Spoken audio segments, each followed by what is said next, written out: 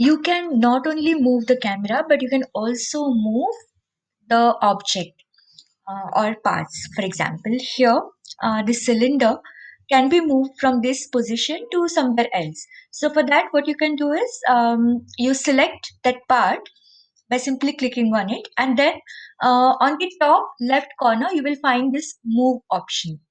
Once you click there, you will find three different colored axes that appear along with the part.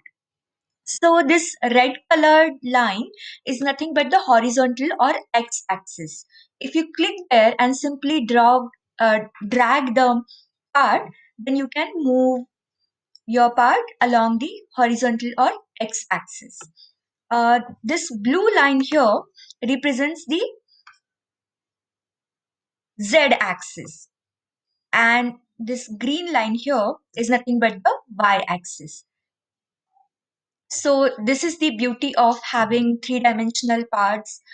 You can move these parts in three directions. So this z direction is the addition apart from the x and y axis. So if you move this part along the y-axis, then you can actually change its height from the ground. So here you can change the camera position or perspective, you can say, and have a look at that.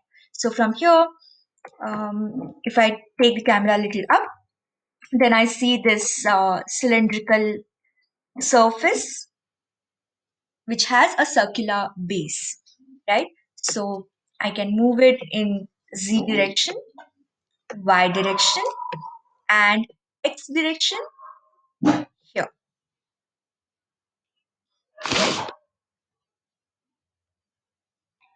Now, there's another option called scale. So, using scale, what you can do is you can change the size of this part. So, this is the relative size of your cylinder. You can change it by simply clicking on scale.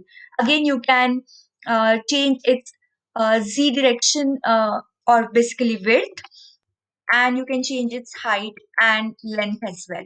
So, let me take this perspective.